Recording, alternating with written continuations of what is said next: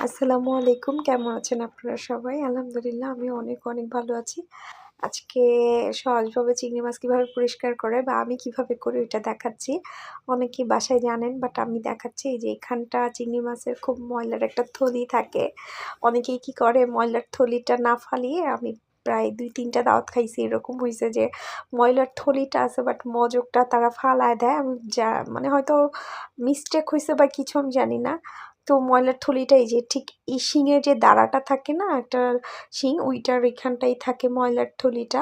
তো আমি এই ময়লার থলিটা ফালিয়ে দিয়ে এই দাঁড়াগুলা ফালাচ্ছি। সব দাঁড়াই ফালাই দিব, শুধু ২ টা দাঁড়া রাখবো কারণ আমার দাঁড়া খেতে খুব ভাল লাগে। এই আর কি। আপনার বাসায় কিভাবে পরিষ্কার করেন? অনেকে আছে সব একদম ফেলে দেয় মাথাসহ বা অনেকে আছে একদম শরীরের যেই ইয়েগুলোও ফালায় দেয় কিন্তু আমি এটা ফালাই না। আমার ফালাইলে একদম ছোট লাগে। তো আমি এটা এভাবেই কাটি। এখানে একটা ময়লার রগ আছে, সেই রগটা ফালাবো। এই যে আমি কেটে ফেলছি হয়তো দেখা যাচ্ছে না। এই যে ময়লার এই রগটা থাকে, এই রগটা ময়লার থলির সাথেই সংযোগ থাকে তো এজন্য এটা অবশ্যই ফালাইতে হয়, পরিষ্কার করতে হয়। আপনারা কিভাবে করেন সেটা কিন্তু অবশ্যই আমারে কমেন্ট করে জানাবেন। এই আর কি। আরেকভাবেও চিংড়ি মাছ কাটা যায়। আমি আরেকটা ভিডিওর মধ্যে আমি দেখাবো আরেকভাবে কিভাবে কাটি। ওইটা নারিকেল দিয়ে রান্না করব। আজকেরটা শুধু পেঁয়াজ দিয়ে করব, এর জন্য এইভাবে কেটে নিছি। নারিকেল দিয়ে যেদিন করব ওইদিন আরেকটা ভিডিও করে দিব যে চিংড়ি মাছ আমি আরেক কিভাবে কাটি। আচ্ছা, অনেকে বলবে যে আমি কি অনেক বেশি পারি নাকি? না, আমি একদমই পারি না।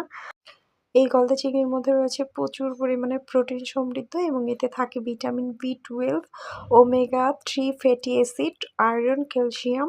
এগুলো শরীরের পেশি ও রক্ত তৈরি করে, মস্তিষ্কের জন্য খুব উপকারী। শুধু যে চিংড়ি মাছ ফ্রাই বা ভাজলেই মজা লাগে এরকম না।